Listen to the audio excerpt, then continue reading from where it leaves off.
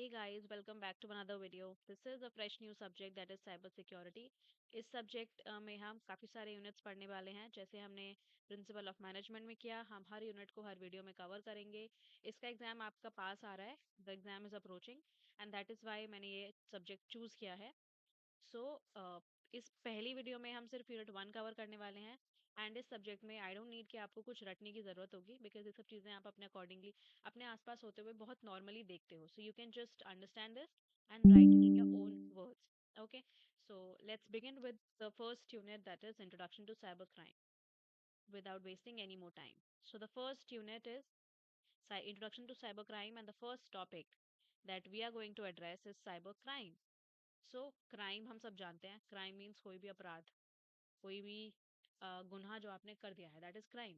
पर क्योंकि अब हर चीज़ इंटरनेट से रिलेटेड है, हमारे आसपास हर चीज़, everything is related to internet. So internet पे भी काफ़ी सारी चीज़ें होती हैं, काफ़ी सारे क्राइम्स होते हैं. उनके बारे में हम इस पूरे यूनिट में पढ़ने वाले हैं. फर्स्ट टॉपिक जो हम पढ़ रहे हैं वो है साइबर क्राइम. साइबर क्राइम का बेसिकली मतलब ये होता है कि कोई भी लीगल एक्टिविटी जो आप करते हो कंप्यूटर, मोबाइल डिवाइसेस, नेटवर्क या इंटरनेट की हेल्प लेते हुए, या फिर computer, mobile device, network, internet के थ्रू होने वाली कोई भी इलीगल एक्टिविटी या कोई भी क्राइम साइबर क्राइम कहलाता है. ओके. एंड एक कंप्यूटर या नेटवर्क का काम क्या होता है साइबर क्राइम में, या वो किस तरीके से एक्ट करता है. पहला होता है कि वो टारगेट ऑफ द क्राइम हो सकता है. मतलब जिस चीज पे क्राइम हुआ है वो टारगेट हो सकता है. लाइक एक बैंक का सर्वर है, उसको आपने हैक कर लिया, तो उस केस में जो वो कंप्यूटर या वो जो नेटवर्क है, वो जो सर्वर है, वो टारगेट ऑफ द क्राइम है. सेकंड, आप इस कंप्यूटर या नेटवर्क को एक टूल की तरह भी यूज कर सकते हो. आप मतलब कोई भी साइबर क्रिमिनल, नॉट आप, बट कोई भी साइबर क्रिमिनल इस कंप्यूटर या नेटवर्क को एक टूल की तरह यूज कर सकता है. थर्ड, वो इसको एक टूल एज वेल एज एक टारगेट की तरह भी यूज कर सकता है. लाइक मालवेयर आप स्प्रेड कर रहे हो ताकि आप डेटा को स्टील कर पाओ, तो इस केस में जो आपका कंप्यूटर है या जो आपका नेटवर्क है वो टारगेट भी है, क्योंकि पहली बात आप उसमें मॉलवेयर डाल रहे हो, एंटीवायरस डाल रहे हो, सॉरी मॉलवेयर डाल रहे हो, कोई भी वायरस डाल रहे हो, तो वो एक टारगेट भी है. सेकंड, आप उसका इस्तेमाल कर रहे हो डेटा स्टील करने के लिए, तो वो एक टूल भी बन जाता है. इसके साइबर क्राइम के एग्जांपल्स क्या होते हैं? जैसे कि आपने किसी की मेल हैक कर लिया, आपने किसी का इंस्टाग्राम हैक कर लिया, जो कि आजकल हम देखते हैं बहुत नॉर्मली होते हुए. ठीक. एंड कोई भी ऑनलाइन फ्रॉड हो गया, कोई भी बैंक का स्कैम हो गया, all this is cyber crime. अब साइबर क्राइम जो वर्ड है वो आता कहाँ से है, उसका ओरिजिन क्या है? साइबर क्राइम दो वर्ड से मिलकर बना है. पहला है साइबर, जो कि एक वर्ड साइबरनेटिक्स से डिराइव्ड है. नॉर्बर्ट विनर ने इसको इंट्रोड्यूस किया था इस टर्म को, दैट इज साइबरनेटिक्स.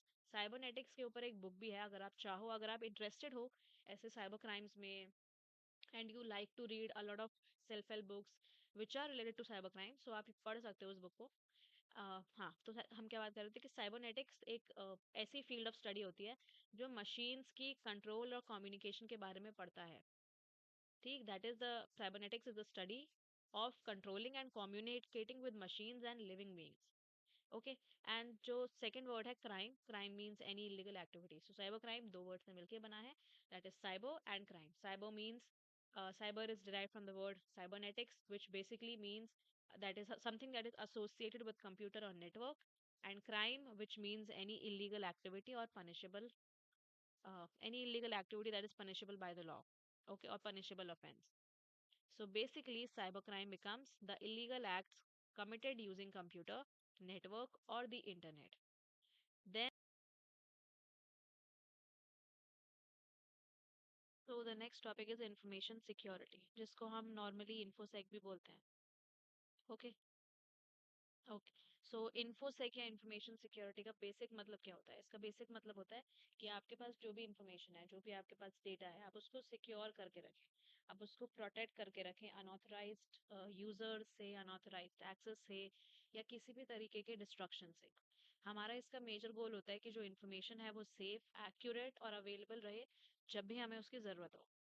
ठीक. अब आते हैं कि इंफॉर्मेशन सिक्योरिटी या अपनी इंफॉर्मेशन जो भी हमारे पास डेटा है उसको सिक्योर करने के ऑब्जेक्टिव्स होते क्या हैं, हमें क्यों करना है ऐसा.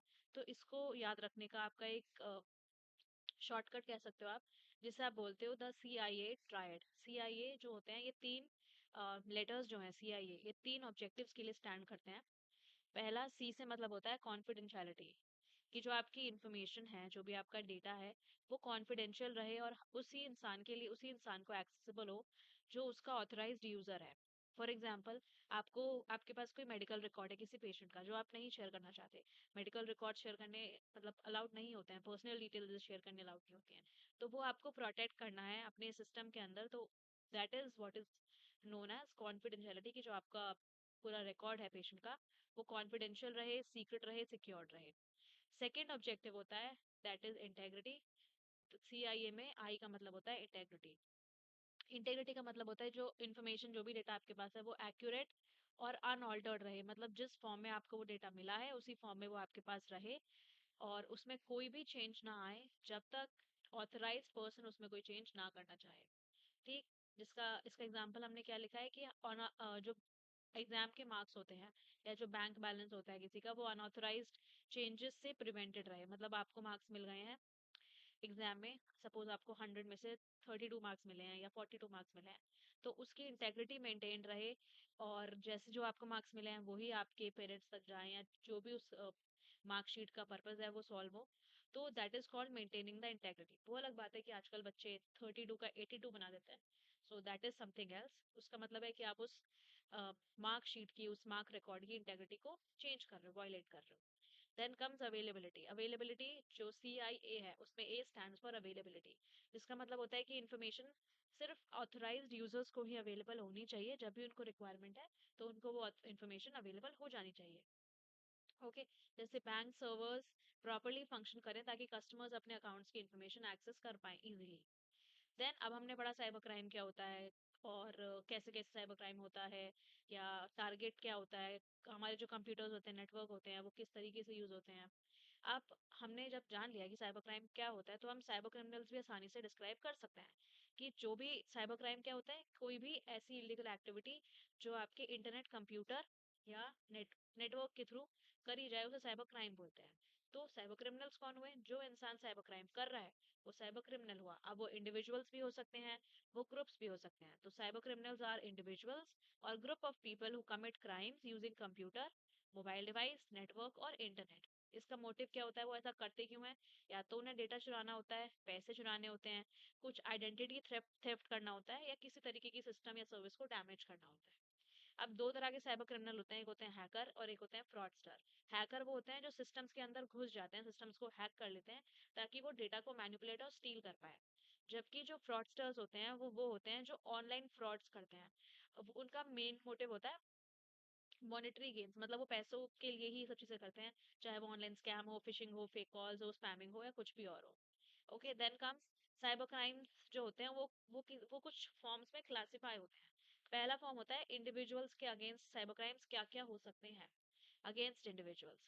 तो उसमें पहला आता है ईमेल स्पूफिंग। ईमेल स्पूफिंग का मतलब होता है एक नकली ईमेल भेज देना, सेंडिंग फेक ईमेल्स जो जेन्युइन लगे। जैसे कि आजकल हम बहुत देख रहे हैं कि जो जॉब्स होती हैं उनके लिए, उनके कंफर्मेशन के लिए आपके पास मेल्स आते हैं कि oh congratulations you been shortlisted for Deloitte this hiring, congratulation you been shortlisted for this hiring.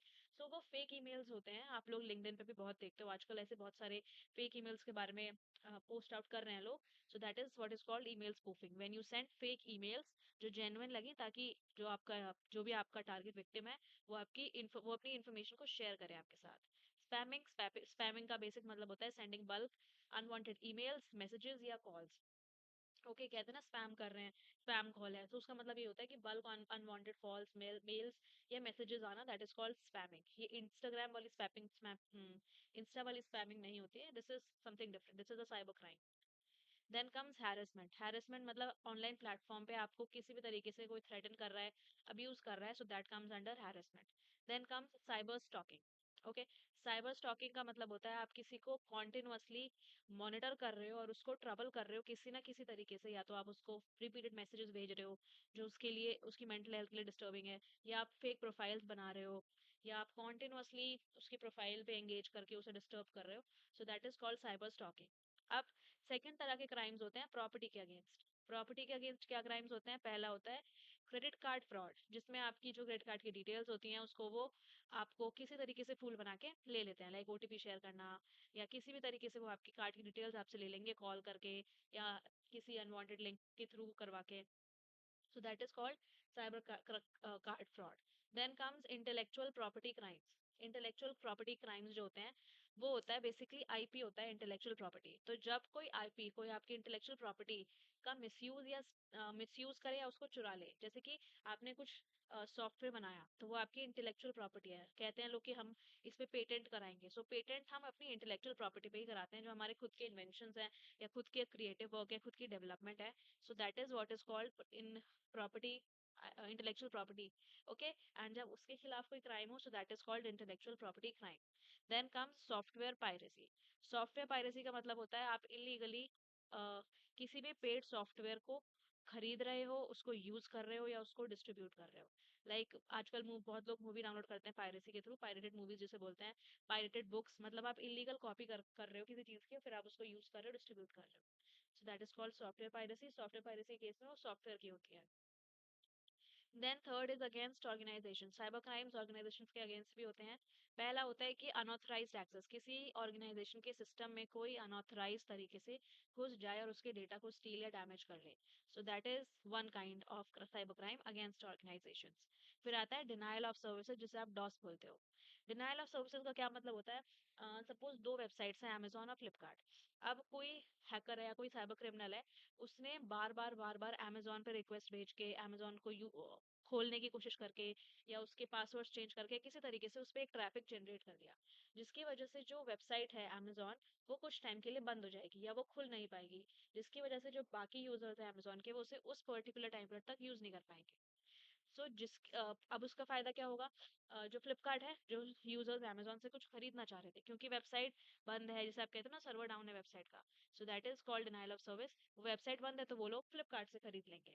सो इसकी वजह से उस वेबसाइट अमेजोन का कितना ज्यादा नुकसान होगा। सो ये जनरली जो वेबसाइट्स होती हैं उनके कॉम्पिटिटर्स जो होते हैं वो करा लेते हैं किसी भी सर्विस को अनअवेलेबल करवाने के लिए। तो इसका बेसिक मतलब होता है कि आपने उस सर्विस के सर्वर पे इतना ट्रैफिक जनरेट कर दिया कि वो सर्विसेज कुछ टाइम तक अनअवेलेबल हो जाती है। देन कम्स वायरस और मॉलवेयर अटैक्स। इसमें आप कुछ ऐसे सॉफ्टवेयर डाल देते हो अपने सिस्टम के अंदर जो प्रॉब्लम्स क्रिएट करते हैं, मॉलवेयर होते हैं या वायरस होते हैं। ठीक। Then comes email bombing. Email bombing का मतलब होता है थाउजेंड्स ऑफ ईमेल्स किसी के ऑर्गेनाइजेशन मेल पे भेज देना, ताकि वो जो मेल है ऑर्गेनाइजेशन की, या तो वो ब्लॉक हो जाए या वो ओवरलोड हो जाए और काम ना करे। ठीक, that is called email bombing. Then comes cyber crimes against society. पहला होता है फॉर्जरी। फॉर्जरी मतलब धोखाधड़ी करना, किसी की फेक डॉक्यूमेंट्स बना देना, फेक साइन करना, जिसकी वजह से आप किसी भी तरीके का कुछ भी गेन कर पाओ। So that is called forgery. Then comes web jacking. Web jacking का मतलब होता है आप किसी वेबसाइट का इलीगल कंट्रोल ले लो और उसकी वेबसाइट के कंटेंट को चेंज कर दो, या तो आप उस वेबसाइट का कंट्रोल ले लो या फिर आप उसके कंटेंट को चेंज कर दो। That is called web jacking. Then comes cyber terrorism, जिसका मतलब होता है आप किसी ऑर्गेनाइजेशन, या तो वो पब्लिक हो सकती है या वो गवर्नमेंट हो सकती है, उसके खिलाफ लार्ज स्केल पर साइबर अटैक्स करवा रहे हो, ताकि या तो आप उस ऑर्गेनाइजेशन के अंदर डर बैठा सको किसी भी तरीके का, या उसकी सर्विसेज को डिस्टर्ब कर सको। इसका एक बहुत अच्छा एग्जांपल है, हमारी मतलब कुछ टाइम पहले सीरीज आई थी स्पेशल ऑप्स। तो स्पेशल ऑप्स में जो विलन होता है, जो किसी और देश में बैठा होता है, इंडिया के पब्लिक सर्विसेज के ऊपर साइबर टेररिज्म कर रहा होता है। इंडिया के कुछ पब्लिक सर्विसेज होते हैं जिनका डेटा वो लेना चाहता है, ताकि इंडियन गवर्नमेंट है उसके अंदर डर बैठ जाए। सो that is an example of cyber terrorism. Then comes a global perspective on cyber crimes. This is the next topic. Cyber crime एक वर्ल्ड वाइड इशू है, ये किसी एक कंट्री के लिए लिमिटेड नहीं है, किसी भी कंट्री में हो सकता है। जैसे जैसे ग्लोबलाइजेशन और इंटरनेट बढ़ रहा है, साइबर क्रिमिनल्स वर्ल्ड अलग अलग देशों में बहुत इजीली काम कर पाते हैं, बहुत इजीली ऑपरेट कर पाते हैं। अब आता है साइबर क्राइम एरा, सर्वाइवल मंत्र फॉर नीड्स। जो नॉर्मल इंडिविजुअल्स हैं, नॉर्मल सिविल पीपल हैं कंट्री के, उनके ऊपर साइबर क्राइम आजकल बहुत हो रहा है। तो उससे बचने के क्या तरीके हो सकते हैं, क्या सर्वाइवल मंत्र हो सकता है हमारे लिए, वो हम इस टॉपिक में पढ़ने वाले हैं। मॉडर्न एरा में डिजिटल ग्रोथ होती है, इंटरनेट यूज बहुत ज्यादा है, ऑनलाइन बैंकिंग है, ई कॉमर्स है, ये सब चीजें चल रही हैं। पर इनके साथ साथ साइबर थ्रेट्स जैसे कि hacking, fishing, identity theft, ransom, ये सब चीजें भी बढ़ गई हैं। तो इनसे सरवाइव करने के लिए जो नॉर्मल इंटरनेट यूजर्स हैं, नीड्स हैं, या सिविलियंस हैं उनको कुछ smart cyber hygiene practices follow करनी चाहिए, जो उनके सर्वाइवल मंत्र होते हैं। जैसे कि पहला होता है, आप स्ट्रॉन्ग पासवर्ड यूज करो। ठीक, आप ऐसा पासवर्ड यूज करो जिसमें upper case, lower case, number, special symbol सब कुछ हो। आप किसी भी वेबसाइट पे अकाउंट बनाते हो तो वो आपको कहता है create a strong password using this, जिसमें वो आपको अपर केस बोलेगा, लोअर केस, नंबर सब कुछ यूज करने के लिए बोलेगा। ये इसीलिए करता है ताकि जो साइबर क्रिमिनल्स होते हैं वो इजीली आपके पासवर्ड को डिक्रिप्ट ना कर पाए, वो इजीली आपके जो भी आपकी प्रोफाइल है उसमें हैक ना कर पाए। और आप अपने पासवर्ड्स को रेगुलरली चेंज करते रहिए, चेक करते रहिए, और कोशिश करिए कि अपने पासवर्ड में आप कोई भी पर्सनल डिटेल ना डालें, जैसे कि बर्थडे, नेम या कुछ भी ऐसी चीजें।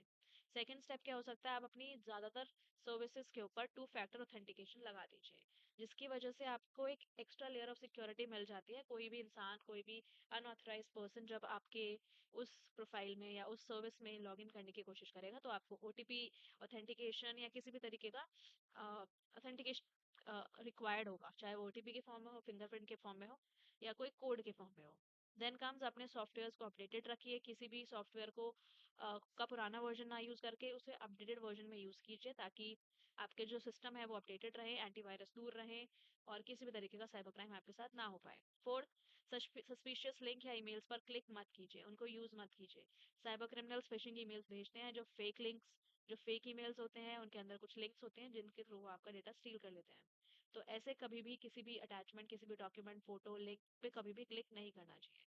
फिफ्थ, सिक्योर नेटवर्क्स हमेशा यूज करिए। पब्लिक वाईफाई अनसिक्योर्ड होता है तो प्लीज उसको जितना कोशिश हो पाए मत यूज कीजिए, क्योंकि हैकर्स के लिए वो इजी होता है उसमें लॉग इन करना।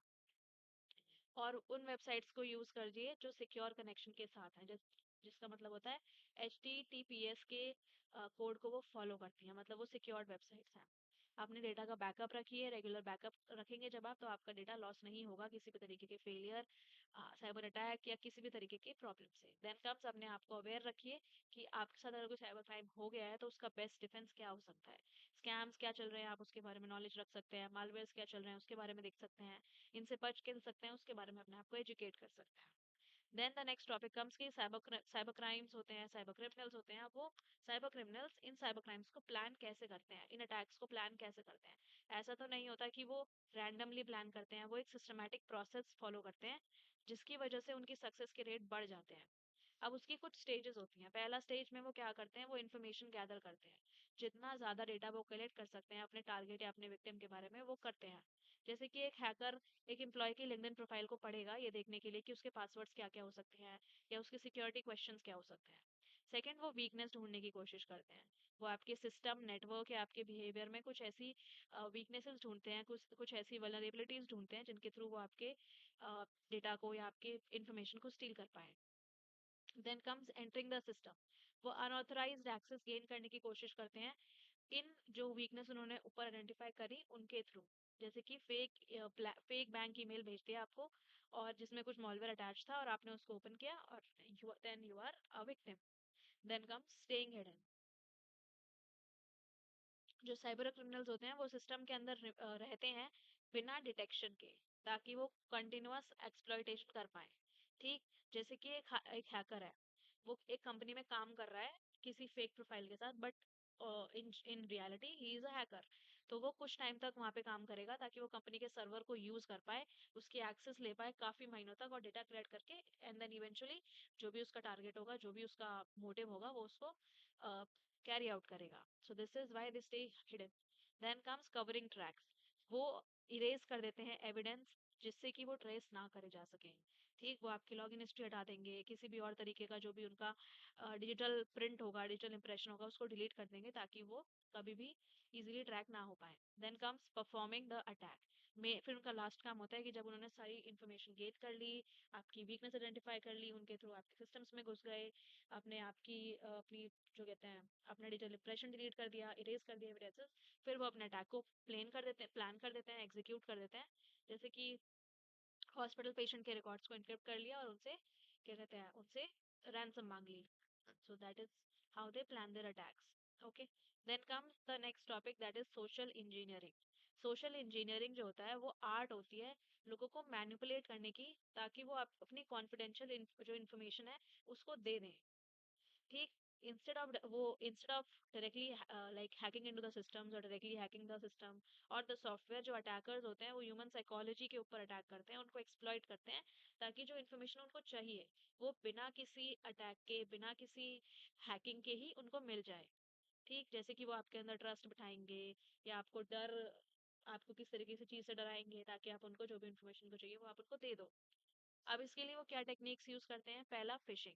वो आपको फेक ईमेल्स भेजेंगे, मैसेजेस भेजेंगे, वेबसाइट्स भेजेंगे जो ओरिजिनल लग सकती हैं पर वो ओरिजिनल नहीं है, ताकि आप अपनी इन्फॉर्मेशन उस पर क्लिक करके शेयर कर दो। ठीक, जैसे कि फेक पेपल ईमेल भेजा किसी को और उसमें एक लिंक थी और आपसे लॉगिन डिटेल्स मांगी, अब वहां से वो आपके जो भी सिस्टम है उसको इजीली हैक कर लेगा। Then comes pre pretexting. Pretexting का मतलब होता है एक ऐसा सिनेरियो बनाना, एक फेक सिनेरियो बनाना जिससे वो इन्फॉर्मेशन निकाल सके। जैसे कि आपको कोई साइबर क्रिमिनल कॉल करेगा और बोलेगा कि मैं इस बैंक के इस डिपार्टमेंट से हूँ और हमें आपसे ये इन्फॉर्मेशन चाहिए। ठीक, और वो आपसे वो इन्फॉर्मेशन ले लेगा। और वो ऐसे दिखाएगा कि आपके जो बैंक अकाउंट है उस पे कुछ सस्पिशियस एक्टिविटी हुई है, तो मैं इस डिपार्टमेंट से बात कर रहा हूँ और हम इस सस्पिशियस एक्टिविटी का टारगेट देखना चाहते हैं कि ये हुई क्या है या कहाँ पे हुई है, इसके लिए हम आपसे ये इन्फॉर्मेशन लेना चाहेंगे। और आप उस पर ट्रस्ट करके कि हाँ ये तो बैंक की तरफ से है और मेरे खिलाफ कुछ एक्टिविटी हुई थी, उसको ही ये क्या कहते हैं वेरीफाई करना चाहते हैं, तो आप इन्फॉर्मेशन दे दोगे। This is how they get the access. This is called pretexting, creating a fake story या fabricated scenario. Then comes baiting. Baiting का मतलब होता है किसी को कुछ ऐसी चीजें ऑफर करना, कुछ ऐसे रिश्वत टाइप्स ऑफर करना जिससे वो एक स्टेप ले, एक एक्शन ले और वो अपनी सिक्योरिटी कॉम्प्रोमाइज कर दे। जैसे कि आपको एक पब्लिक प्लेस पे एक रैंडम यूएसबी या रैंडम पेन ड्राइव मिल गई और आपने वो उठा ली है सोच के कि ये क्या है क्या नहीं है, आपने अपने लैपटॉप में उसको लगाया एंड देन आपका जो लैपटॉप है, जो सिस्टम है वो अटैक हो जाएगा, वो किसी तरीके का वायरस हो सकता है उसमें, वो इंस्टॉल हो जाएगा and then the data can be easily stolen. So this is called baiting. Then comes piggybacking या टेल गेटिंग, जिसका मतलब होता है रेस्ट्रिक्टेड एरियाज में फिजिकल एक्सेस गेन कर लेना। जैसे कि आ, किसी भी कंपनी का, सपोज XYZ कंपनी का कोई भी साइबर सिक्योरिटी हेड है, तो साइबर सिक्योरिटी हेड के साथ आप किसी भी तरीके से उसकी ऑफिस की बिल्डिंग के अंदर घुस जाओ, किसी भी रिलेशन को क्रिएट करके या कुछ भी बहाने से उसके ऑफिस की बिल्डिंग के अंदर घुस जाओ और वहां से किसी भी तरीके से एक्सेस ले लो, फिजिकल एक्सेस ले लो रेस्ट्रिक्टेड एरियाज का। So that is called tailgating. जैसे मूवीज में दिखाते हैं ना कि किसी भी कंपनी का फेक आईडी कार्ड बना के वहाँ पे लोग काम करने लगते हैं और फिर रेस्ट्रिक्टेड एरियाज में चले जाते हैं, सर्वर रूम में चले जाते हैं, तो that is called piggybacking या tailgating. The next is impersonation. Okay, जिसका मतलब होता है एक ऐसा आदमी बन के दिखाना जो आप नहीं हो, जो ऑथराइज्ड इंसान है वो बन के दिखाना ताकि आपको इन्फॉर्मेशन मिल जाए।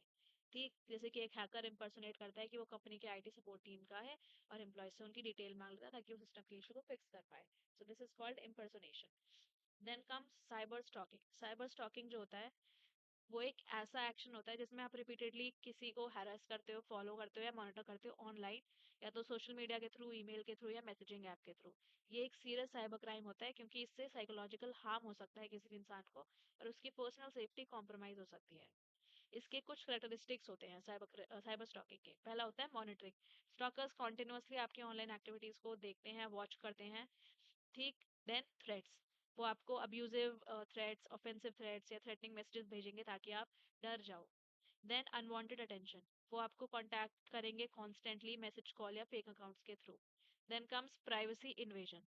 वो आपकी पर्सनल इन्वेजन को एक्सेस करेंगे बिना आपके कंसेंट के। सो ये कुछ ऐसे करेक्टरिस्टिक्स होते हैं जो साइबर स्टॉकर्स फॉलो करते हैं साइबर स्टॉकिंग के टाइम। ठीक, मॉनिटर करेंगे वो आपकी एक्टिविटी को, जैसे कि आपका फेसबुक चेक करना, आपकी इंस्टाग्राम प्रोफाइल चेक करना, आपका रूटीन जानने के लिए। फिर वो आपको ईमेल्स भेजेंगे ये बोलते हुए कि मैं ये कर दूंगा अगर तुमने ये नहीं किया। So that is called sending threats. Then unwanted attention. वो आपको बहुत सारे मैसेजेस भेजेंगे जबकि आप उनको इग्नोर कर रहे हो, आप उनको ब्लॉक कर दिया लेकिन फिर भी वो आपको कॉन्टिन्यूसली अटेंशन देते रहेंगे। Then privacy invasion. आपके ईमेल में हैक कर लेंगे प्राइवेट कॉन्वर्सेशन को रीड करने के लिए या फोटो स्टील करने के लिए। अब इस साइबर स्टॉकिंग का विक्टिम्स पर इम्पैक्ट क्या होता है? पहला होता है कि फियर, एंजाइटी, स्ट्रेस, डिप्रेशन, ऐसी ऐसी फीलिंग्स उनके अंदर इनकलकेट हो जाते हैं, that is not at all healthy. Then comes victim unsafe feel करते हैं ऑनलाइन और ऑफलाइन, और वो कभी कभी सोशल मीडिया से भी दूर हो जाते हैं क्योंकि उन्हें डर लगता है। अब इससे आप कैसे खुद को प्रिवेंट कर सकते हो, प्रोटेक्ट कर सकते हो? सबसे पहले आप ये लिमिट कर सकते हो कि आप कौन आपकी पोस्ट या देख सकता है या आपको कौन मैसेज कर सकता है। लाइक टेलीग्राम पे आप लॉक कर सकते हो कि आपको कौन कॉल कर सकता है, कौन आपकी प्रोफाइल देख सकता है। इंस्टाग्राम पे आप अपने प्राइवेट अकाउंट्स बना सकते हो इंस्टेड ऑफ पब्लिक, एंड बाकी सब सोशल मीडियाज पर भी आप टूल्स यूज कर सकते हो स्टॉकर्स को ब्लॉक करने के लिए। लाइक ट्रू कॉलर पे आप अननोन नंबर्स या स्पैम नंबर्स को ब्लॉक कर सकते हो। बहुत सारी कंट्रीज के अंदर कुछ साइबर स्टॉकिंग के ऊपर लॉज भी हैं जिसके अंदर आप फाइल कर सकते हो कंप्लेंट अगर आपके खिलाफ कोई भी साइबर स्टॉकिंग बहुत बड़ा कुछ हो गया है। Then comes the next topic that is cyber cafe. Cyber cafe एक पब्लिक प्लेस होती है जहाँ पे बहुत सारे लोग कंप्यूटर्स को एक्सेस करते हैं और इंटरनेट को एक्सेस करते हैं कुछ पैसे देने के बाद। ठीक, that is cyber cafe. Commonly आप इन्हें हम लोग यूज करते हैं वेबसाइट चलाने के लिए, कुछ मेल भेजने के लिए। पहले के टाइम में जब लैपटॉप और कंप्यूटर इतने इजीली अवेलेबल नहीं थे तब साइबर कैफे ज्यादा देखे जाते थे, वहां पे लोग ज्यादा जाते थे। बट अब थोड़ा कम हो गया है। ओके, एंड इसके एडवांटेजेस क्या होते थे कि एक्सेसिबिलिटी थी, इंटरनेट इजीली आप एक्सेस कर सकते थे जिनके पास पर्सनल डिवाइस नहीं थे, एंड इवन टुडे जिनके पास पर्सनल डिवाइस नहीं है वो इजीली इंटरनेट एक्सेस कर सकते हैं। कन्वीनियंस, आपको थोड़े बहुत पैसे देने होते हैं और आप इजीली अपने डेटा या जो भी इंटरनेट है उसको यूज कर सकते हो। स्टूडेंट्स ट्रैवलर सबके लिए कन्वीनियंट था। कॉस्ट इफेक्टिव था क्योंकि बहुत ज्यादा आपको पैसे नहीं देने, अफोर्डेबल है उन लोगों के लिए जो अपने खुद के डिवाइस नहीं खरीद सकते हैं। इसके रिस्क क्या होते थे कि इनसिक्योर सिस्टम होते थे, क्योंकि इतने सारे लोग जब किसी सिस्टम को यूज करेंगे तो हो सकता है उसमें प्रॉपर एंटीवायरस या प्रॉपर फायरवॉल्स ना हो, वो सिक्योर ना हो। Share devices, multiple users same system पे काम करते हैं जिसकी वजह से डेटा थेफ्ट ज्यादा हो जाता है। डेटा लीकेज हो सकता है कि पहले कोई और उस सिस्टम पे काम कर रहा था, वो चला गया और वो अपनी ईमेल लॉग आउट करना भूल गया। सो इस तरीके से आपका डेटा लीक हो सकता है। That comes cyber crimes and cyber cafe. Cyber cafe में क्या क्या साइबर क्राइम्स हो सकते हैं? पहला, आपके अकाउंट हैक हो सकता है। आपकी social media, email, bank account किसी भी तरीके से हैक हो सकते हैं। आपने लॉगिन किया, आप लॉग आउट करना भूल गए, सो आपका अकाउंट हैक हो जाएगा। Then comes fraud. Fraud is आपके क्रेडिट कार्ड या फेक आइडेंटिटीज को लोग चुरा सकते हैं ऑनलाइन परचेजेस के थ्रू। ठीक, आपके कार्ड डिटेल्स चुरा लिए और आप इजीली आपकी जो शॉपिंग है वो फ्रॉड शॉपिंग कर सकते हैं। आपको बिल आ जाएगा बहुत ज्यादा, तो आपके साथ फ्रॉड हो सकता है। देन कम स्कैम्स या फिशिंग। फेक ईमेल भेज सकते हैं पब्लिक सिस्टम से इंफॉर्मेशन चुराने के लिए। पब्लिक सिस्टम से इजीली होता है क्योंकि वो इतने सिक्योर नहीं होते। Then comes illegal download. Pirated movie, music, cracked software download कर सकते हैं और जिसकी वजह से साइबर क्राइम का जो थ्रेड होता है वो बढ़ जाता है। हैरेसमेंट या स्टॉकिंग। एनोनिमिटी यूज करके पब्लिक सिस्टम्स पे आपको वो अब्यूजिव थ्रेट्स भेज सकते हैं या मैसेजेस भेज सकते हैं, क्योंकि जो पब्लिक सिस्टम होते हैं वो किसी एक इंसान के नाम पे रजिस्टर्ड नहीं होते। आपका कुछ पर्सनल डिवाइस होगा तो वो किसी के नाम पे रजिस्टर्ड होगा, एंड अगर आप उससे कुछ प्रॉब्लम, कुछ भी स्टॉकिंग या कुछ भी साइबर क्राइम करते हो तो उसको ट्रेस करना इजी हो पाएगा। पर एक साइबर कैफे में, क्योंकि एक ही सिस्टम के ऊपर डेली हजारों लोग बैठ सकते हैं, हो सकता है हजारों लोग उसे यूज कर रहे हो एक महीने के अंदर, तो बहुत मुश्किल हो जाएगा ये पता लगा पाना कि किस सिस्टम पे किस यूजर ने किस दिन क्या किया था, क्योंकि हो सकता है एक ही सिस्टम को बहुत सारे लोग यूज कर रहे हैं, तो आप कैसे पता करोगे कि किस इंसान ने क्राइम किया था? सो इसीलिए हैरेसमेंट और स्टॉकिंग के केस ज्यादा होते हैं साइबर कैफेज के थ्रू, क्योंकि वहाँ पे एनोनिमिटी होती है। मतलब आप एनोनिमस रहते हो, आपका नाम कहीं भी नहीं आता, आपके बारे में कोई जानकारी नहीं होती। Then come the another topic that is botnets, the fuel for cyber crime.